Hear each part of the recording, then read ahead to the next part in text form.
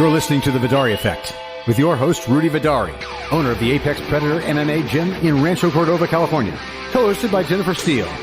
Now here's Rudy. It's on.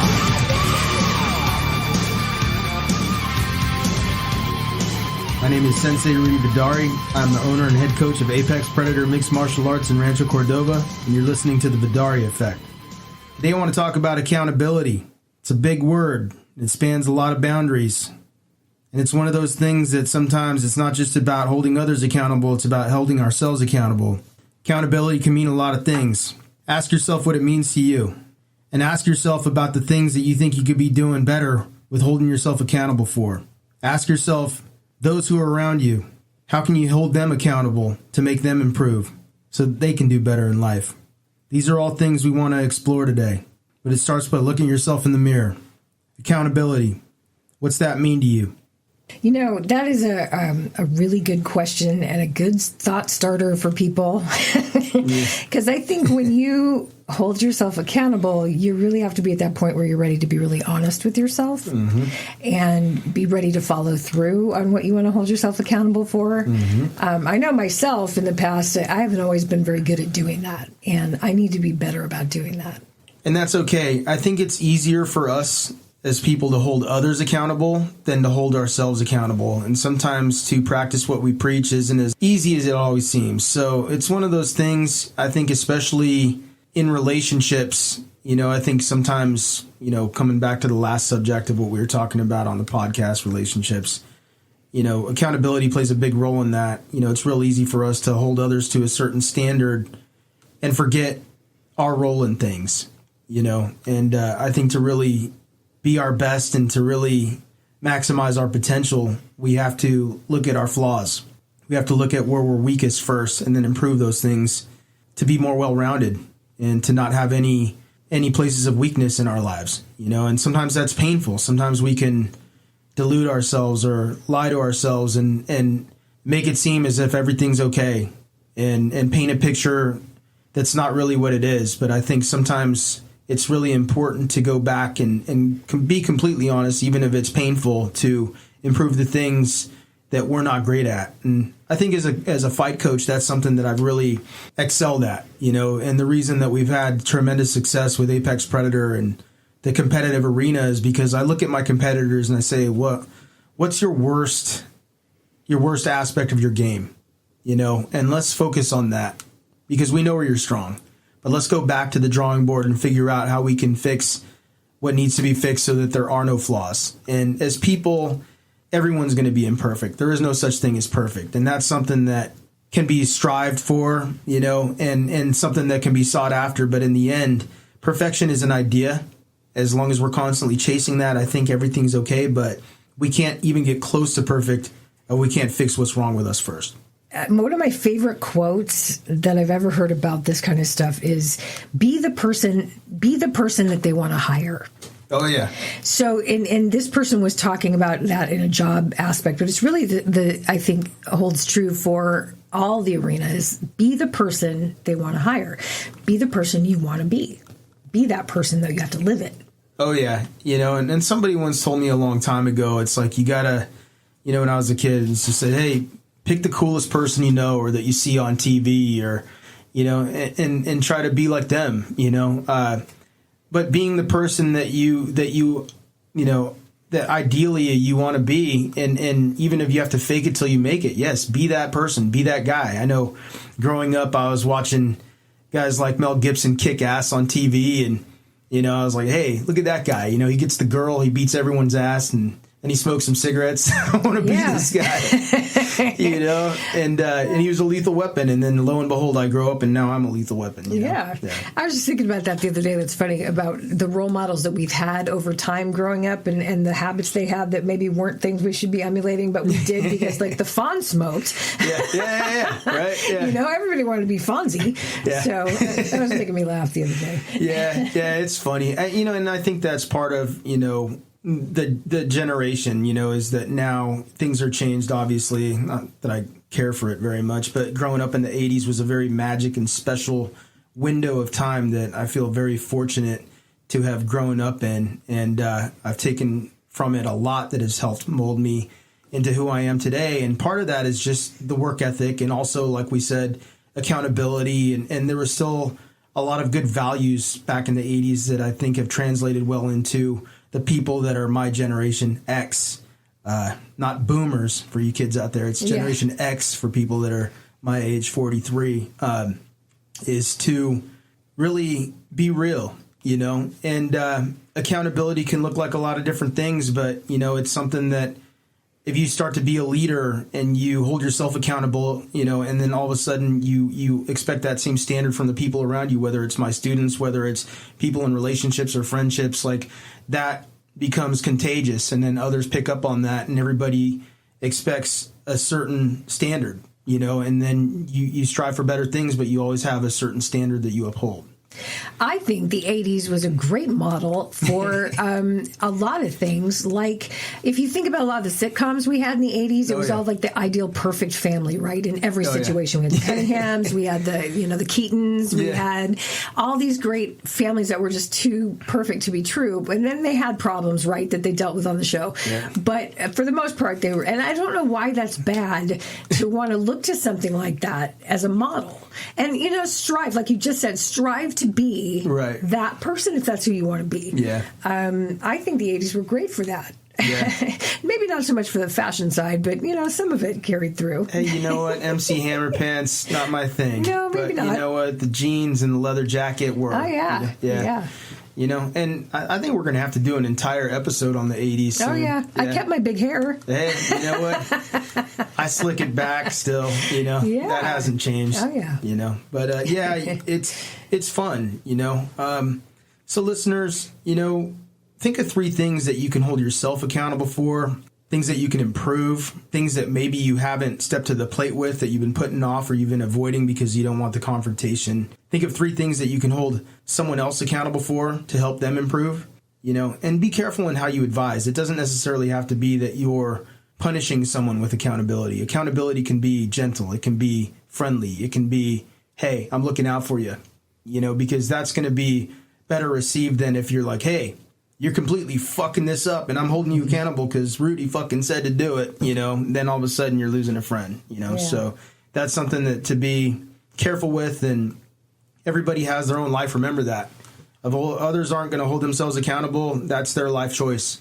And if you're using your own emotional well-being and your own energy to try and persuade them, and it's taking more time and energy away from you and the things that you need to be holding yourself accountable for, that's something you need to reevaluate.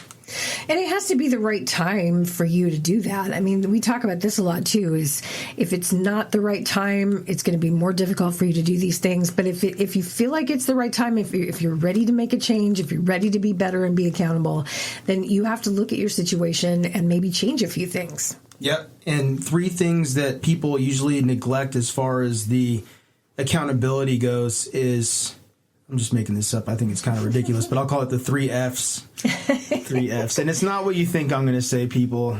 Don't let my reputation precede me here, but it's food, finances, and fitness. Food, finances, and fitness. And people will find their way around all 3 of those things and weasel out of ways to hold themselves accountable with eating right, saving money, and staying in good health and in good shape. They'll find reasons to the end of the day not to do it. Now, if these are 3 things that you struggle with, raise your hand. Yeah, I can see you through the little thing in your car. You're raising your hand, aren't you, right? So those are 3 things that if you know you need to improve, you need to hold yourself accountable. Maybe it's someone else you need to hold accountable with these things. Maybe it's your wife. Maybe it's your girlfriend. Maybe it's a family member. But these are things that you need to make lists. If you're not good with just doing this on your own, prioritize it. Make a note in your phone. Write it down. Talking about the 80s, we had those little yellow sticky notes. We used to just slap them up on the fridge and be like, buy milk. I still use those. Yeah, me too. And people give me a look when I do. But you know what? It's in front of your face. How are you going to forget it? It's the best way to remember, So, food is easier than you think, and these don't have to be things that you have to work yourself up to. There doesn't have to be any foreplay. You can just jump right in. Food is one of them. If you're eating like shit, and if you're currently in the drive-thru at a fast food chain right now as you're hearing this podcast, I'm talking to you. Or order something healthy when you Order get up something there. else, yeah. Order a glass of water and then finish the drive-through and go home and buy some groceries and do it right. Meal prepping is something that's time-consuming. Doesn't have to be as much of a pain as it has to be. Look things up online. There's enough resources these days where you can look at YouTube and the like, figure out some recipes. Hell, I'm a best-selling cookbook author. Take my lead, look up some of my stuff I have online. It's been very well documented. And make something for yourself. Go to the store, buy some things, eat well. Have it delivered. Have it delivered. There's a novel idea in this day where you got all kinds of things. You can get batteries delivered if you need them. Get something decent, but make the change. Make this start today, because you're like, oh yeah, next month when this happens, and everybody always has to make it this, big lead up into something that's going to be this monumental life change. And if you continue to make things that are going to be important changes for you that difficult, it's going to be that much further out of reach for you to attain, right? I think if you do little things daily, it kind of leads up to bigger things. It makes those bigger things a little bit easier. You don't even notice that you're doing them. The little things all the way, and it's the little things that add up to the goal. Making a change as far as what you drink. If you're drinking soda, switch to water. If you wake up every day and drink coffee, maybe try a green juice blend. And then if you're eating a ton at night, switch your big meal to lunch, so that way you can burn the calories off by the time you get to dinner, and then eat a low-carb dinner. Eat something with just meat and vegetables before 7:30, intermittent fast, and then wake up and break the fast with a green juice liquid diet, and then the big lunch, and start working out a little bit. Fitness. What's your fitness routine? Be honest with yourself. If I'm speaking to you right now and you know that you haven't worked out in the last 2 months or 3 months or 3 years or 3 decades, there's never a better time to start. If you think you're embarrassed about getting started because you don't know where to start and you're out of shape, I'll tell you what right now. I got a gal at my gym who came in well over 300 pounds who has lost 50 pounds in the last 7 months. And it took more heart and courage for her to step through my door and get to work in front of a bunch of dudes training for fights, and get to work to lose that weight and make the commitment to change her diet and her mindset and save her life from being morbidly obese to now being in shape and on the right path. Then anyone can do it. That's awesome. Oh yeah. And that should serve as inspiration. So if you think that you got it bad, always remember that there's somebody who's got an even further uphill battle, and stop feeling sorry for yourself, because that shit's for losers. It's true. Oh yeah. And finances are another thing. I see people walking around with $500 watches on, bags that cost a couple grand. And then they're arguing with me about memberships for their kids. Yeah. They want a discount. And, when it comes to finances, it's one of those things, if you think you're going to be discovered working as a waiter or a waitress and become the next best thing, you're relying on someone else for your success. You have to take things into your own hands and really grab the bull by the horns and go after something that you can control, and some of it's going to be leaving it up to luck and leaving it up to being in the right place at the right time, But most of my journey and how I got to where I'm at now is because I worked my ass off and I took control of the things that I had within my grasp to make the most of those, And, I drive a Maserati. I make the payment every month. I own a gym. I work my ass off, work 7 days a week. None of this came to me easy. This was stuff that I had to grind, fight for, blood, sweat, and tears, and you have to make sacrifice. Part of holding yourself accountable is making the sacrifice to understand that if you don't start somewhere, with a realistic timeline, you're never going to get there. And relying on a miracle is just not the way to go. Another one of my favorite quotes is, it's hard to soar with the eagles when you fly with the turkeys. Oh, yeah. So it really is about who you surround yourself with. Now, and like you were just saying, if you want to be an actress and you live in Kansas and you're a waitress, okay, and you're working at Joe's Diner in Kansas, you're just waiting for a producer to happen to come in there someday. Yeah. But if you are a waitress in LA, in Hollywood, or in the fringe of Hollywood, where you can put yourself in front of possibly more of those chances happening, it might be better for you, and have a good shtick when you're waiting on tables, Increase the likelihood and put yourself in high percentage situations, And those are the things, like, hey, take pride in what you do. If you want to wait tables or whatever it is, be the best you can be at that, and give yourself a shot, to do better things. But don't think that just sitting around and waiting for something bigger to happen is going to happen if you just continue to do. You have to put yourself in front of people. You have to get out there. You have to sacrifice. You have to make connections. You have to make contacts. You have to constantly be networking. You have to figure out who the best in the game is, figure out what they do and how they got there, try to maybe blueprint their path and emulate some of their success. These are not things that come easy. And then again, those are the sacrifices that people that are exceptional make. There's a reason that there are people at the top, and there's a reason that there are people that are still ordinary because they don't make those sacrifices, and that's what separates the men from the boys. And when you start talking about success, it can be all relative. It doesn't have to be a means to an end game, one size fits all, perfect shiny thing at the end of it all that makes it successful. What you do along the way, all those little steps, like you said, the little goals that are met along the way, the small wins that win the war in the end, those are the ones that you should be trying to focus on. What's your war? What's your battle today that you can win for accountability, whether it's with your nutrition, whether it's with your finances, whether it's with your fitness? What's the next step you could take forward today? And the more you improve and the more every day that you have something to look forward to improve yourself, the better position you're going to be in to succeed. I don't know why it's so hard for us to do that for ourselves, too. I think it's harder to do it for yourself than it is to try to suggest it to somebody else, like with everything. Yeah. It is hard. And sometimes it's hard to make those changes yourself. But if you think about it, this body that we have is the one that's going to carry us on through the end. So we might as well take care of it, right? Absolutely. And when you can realize that, it might become easier to be better to yourself. Because people rationalize, and sometimes people get lazy, and sometimes the fear of success can paralyze people, and sometimes the fear of change or self-improvement compared to what's comfortable and ordinary and regular for somebody can be terrifying. And sometimes people get stuck in the rut of whether it's a relationship or whether it's a job or whether it's something that they just cannot manage to free themselves from because it's safe. You have to look at the risks that the people that are exceptional, that are extraordinary, that become something in life do to get themselves past what other people get stuck at. Sometimes you have to shake it up before you're going to find what's going to help project you into that next area. Absolutely. I was at a music station that I was very comfortable at, and I was doing my job, and I wasn't really growing as a performer, but I was enjoying it, but I wasn't really growing, and I knew I wasn't going to grow financially or otherwise working there. And then a situation happened where we had to all find a new job, and it forced me to go out there and knock on doors and put myself out there again, and it was scary to not know where you're going to end up next, and especially after being so comfortable someplace for so long. But it worked out better for me. Yeah. I have a better job now. And look at you. You're kicking ass, and that's a tribute to you and your desire and your work ethic and also your abilities, right? And sometimes it's hard. I mean, I went for a job that's a little different from something I'm normally used to doing. So for me, it's a growing period. And it is. I never thought that in this business that I would come to a point where I was going to learn something new in my career.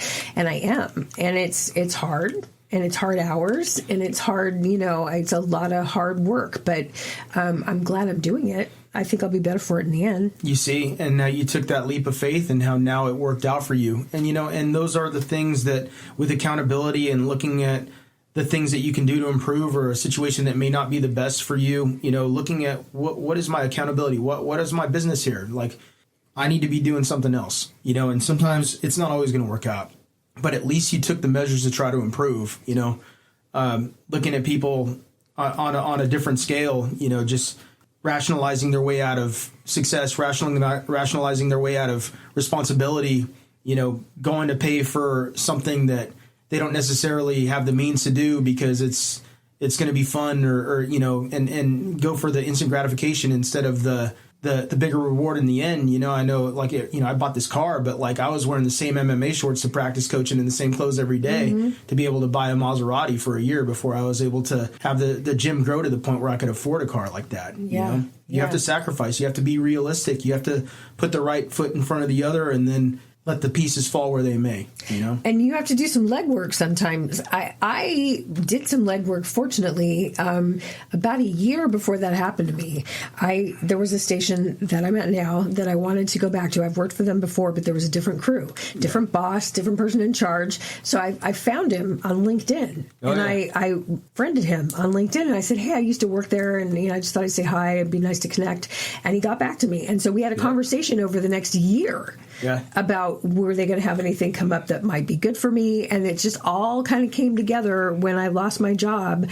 They were ready for me a year later. Right. But I took a whole year's worth of legwork to get there. And you never know where your efforts are going to lead, and for you, it just happened the stars aligned in the ways that you needed them to be able to conspire into your success, right? And to make this situation work for you, Sometimes it's not necessarily about making sacrifices and doing things just for the immediate result. Sometimes it's a matter of putting yourself out there, with opening the gym.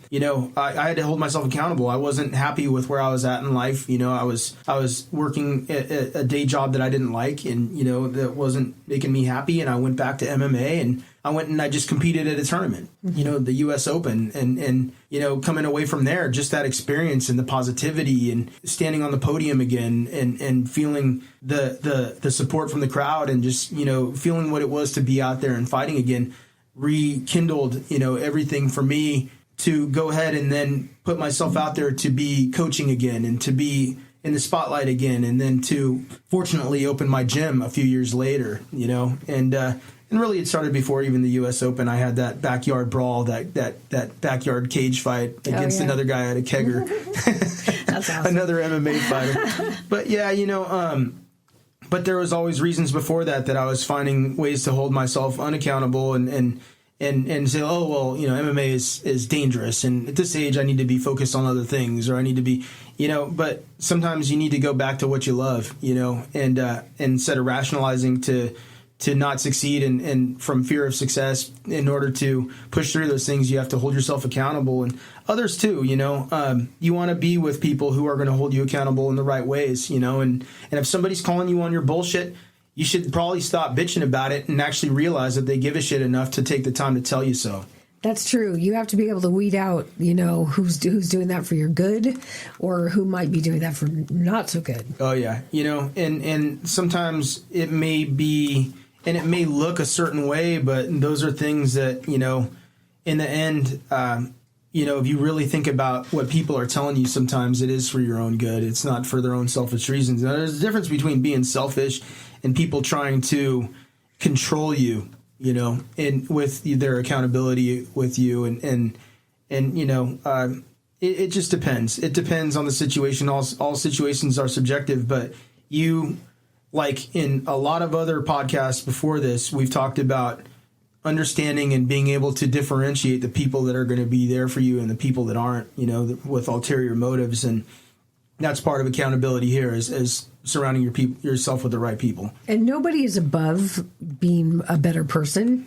I don't care who you are. If you're, they just have a big meeting at the White House with Elon Musk and Jeff Bezos and, all these big heads of all these big companies. Right. I thought, wow, what a room full of people. But even they didn't invite me. I know. Where was our invitation? It's all right. I probably Bill Gates was there too. I wouldn't have wanted to be amongst those people. Well, but you know what? They're no better than anybody else. Right? And I was thinking to myself, I bet there's areas that all of them could improve upon. So even at that level, even when you get to a place where you think you're being successful and everything, don't be afraid to let somebody give you some advice, and don't be afraid to take it. Yeah, because the second you start feeling like you've got it all figured out is the second you stop learning. Yeah. And when you're not willing to receive, then you're not willing to grow, on a lighter note, my girlfriend just talked about girl math. Oh, yeah. Yeah, we were talking about girl math a moment ago. And don't be, for you ladies in the audience tonight, don't be the person who rationalizes your way into buying a $3,000 dress and then $2,000 tickets to go see a concert in Australia. Yeah. because there is such thing, and those are monies that can be better spent and time that can be more focused. Don't do that and then complain that you don't have the money for a class. Yeah, to eat right, and then ask mom to bail you out. Yeah, exactly. Not going to happen. It's been really fun talking about this. I think sometimes with these subjects, accountability, and some of the things we talk about, we kind of branch out into a lot of different things, and I hope that you guys can take from this your own accountability and think about the things that we've talked about here today and improve. Now, remember, 3 F's, food, finances, fitness.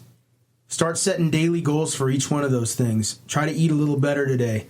Try to do a light workout, even if it's not much. Go for a walk. Try to save a couple bucks.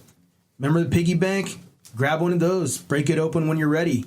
Then maybe you can take that trip across the pond to go to a concert you're not supposed to go to. Remember, you can check out episodes of the Vidaurri Effect at ApexPredatorMMA.com. Come try a class, ApexPredatorMMA.com. Thank you. Stay blessed. The Vidaurri Effect is a Steel Voices production. Recorded, produced, mixed, and engineered at Cat House Studios by Jennifer Steele. Hosted and created by Rudy Vidaurri, owner of the Apex Predator MMA Gym in Rancho Cordova, California. More info and full episodes available at ApexPredatorMMA.com, SteelVoices.com, and wherever you get your podcasts. Thank you for listening to The Vidaurri Effect.